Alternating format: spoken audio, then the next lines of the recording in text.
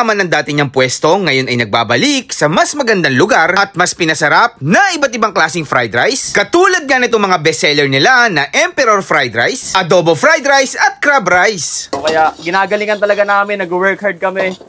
Para pag nawala kami, hanapin. Simple dish but premium taste. Ayun, grabe, lupit na. English yan, boss, ah. Hindi ko naintindihan. Siyempre, tagalogin natin. Tagalog. Simpleng pagkain lang, pero yung lasa, pang world class. Ayan, tikman natin kung gaano kasarap yung adobo fried rice nila. Tikman natin yung Hungarian nila. Okay.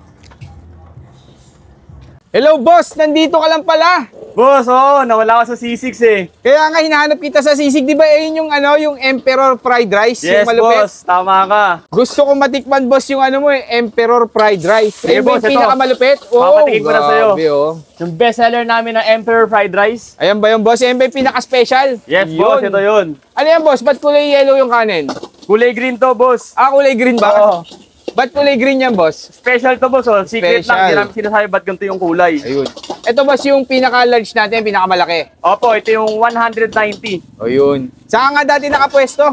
Sa C6 Road Taytay, doon kami. Ayun, C6 Road Taytay. So, sa mga naghahanap, andito na ako. Hinahanap nyo ako, di ba? Yeah, so lalagyan ko na ng mga pampalasa, syempre. Ayun. Grabe, guys. Special dito lang yan sa Emperor Fried Rice. Okay. Simple dish, but premium taste. Ayun, grabe, lupit na. English yan, boss, ah. Hindi ko naintindihan. Siyempre, tagalogin natin. Tagalog. Simpleng pagkain lang, pero yung lasa, pang world class. Ayan, kaya tinawag na Emperor. Yes. Ayun, dugong bughaw. Ang goal kasi namin, maging #1 na fried rice sa buong mundo. So, kaya ginagalingan talaga namin, nag-work hard kami. Para pag nawala kami, hanapin. Pero mukhang hindi na kayo mawawala. Mukhang dadami pa kayo. Yes, yun ang goal eh. Nagkakaroon tayo ng iba't ibang klaseng lugar. Ito na yung chicken na malaki. Ito yung chicken. Pati niya ako niyan, boss. Pwedeng makita yung chicken nyo. Ang laki. Pwede ba yan i-toppings? Pwede, boss. Ayun, malupit yan ah. So, magkano yung ganyan, boss, na chicken na kalaki? 70 pesos lang to, boss. 70, okay. Murang-mura. Saan ka natuto niyan, boss, ng ganyan? Ito? Actually, ni-research ko talaga siya kung paano ginagawa eh. Talagang inaral ko kung paano ginagawa. So, sa China siya eh. Sa China ko nakita. So, pre-practice ko siya ng pre-practice. Actually, 1 year and 5 months na namin siyang ginagawa. Bago mo ilabas sa sa market, gano'n? Hindi, bago namin nilabas sa market, siguro 1 month lang namin inaral yun. Tapos, along the way, talagang na-improve na. Na-improve na lang talaga. Ano yung boss? Ano yung ginawa niya? Emperor Fried Rice din, parang ganito. Okay. So, ito tapos na yung Emperor Fried Rice. I-plating na natin. So, ito, i-plating na natin yung Emperor Fried Rice. Ayan, grabe. Pero, wait lang. Meron pang kulang dyan. Siyempre, meron niyang egg on top for the premium taste. Meron naman siyang shrimp on top din. Shrimp on top. Okay. Hindi ba pwede sa bottom, boss? Muro nasa top? Mahilig tayo sa top eh. Kaya joke lang. Saka ito yung crablets. Yes. Ayun, grabe. Crab stick. Crab stick pala. Pati niya ako, boss. Okay na yan. Kompleto na. Hindi pa. Hindi pa. Sige. Ito yung slice na Hungarian, syempre. Ayun, may ganun pa pala yun. Mga ilang piraso yan? 6 pieces to para sa large. So, kailangan meron siyang spring onion. Ayun. So, itong Emperor Fried Rice, nagpadagdag ako ng toppings na chicken. Nasa yung chicken natin, sir? Boss, ito yung chicken. Ayun. Laki, oh. So, yan. Grabe. Magkano to, boss, pagkasama yung chicken? So, 190 yung Emperor Fried Rice, 70 pesos yung chicken. Tapos, sir, ito naman yung ating adobo.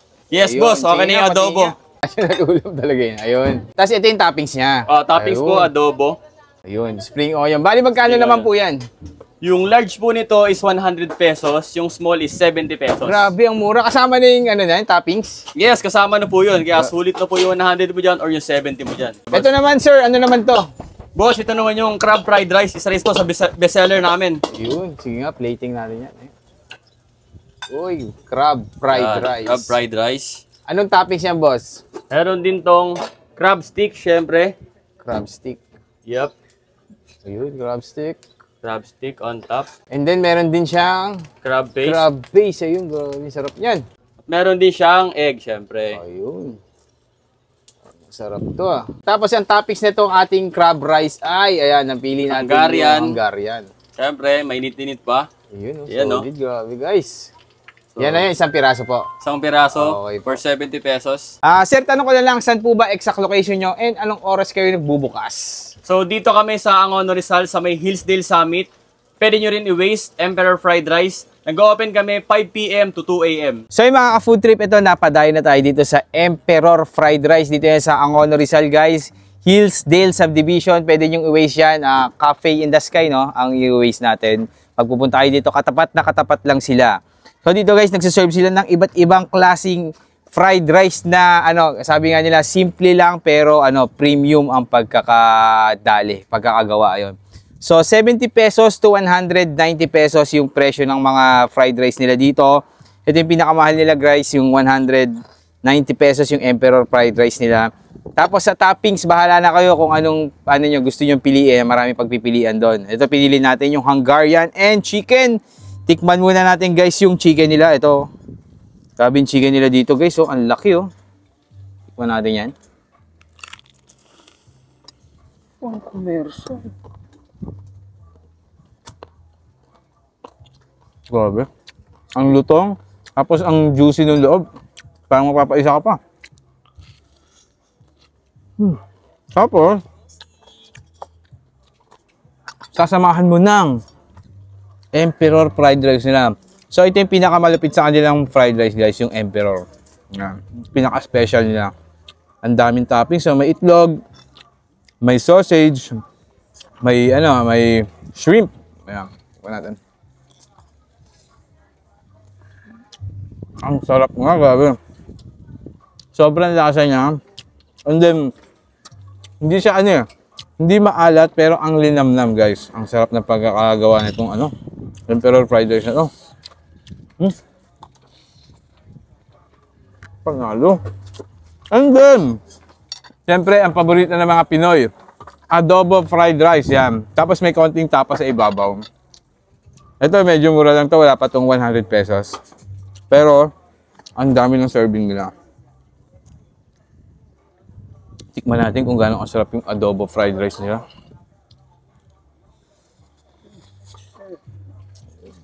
Ang sarap din. Ang sarap din ito, guys. Pero nangingibabaw yung sa dila ko pa rin yung yung lasa ng Emperor. Masarap kagad yung inano mo eh. Dapat pa, pasarap ng pasarap, no? Tapos, guys, isa din sa bestseller nila, itong kanilang crab rice. Meron itong toppings na Hungarian. Tikman natin yung Hungarian nila.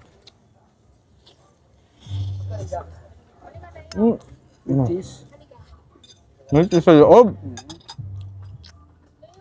Then yung crab rice, may kimchi sa ibabaw. Okay.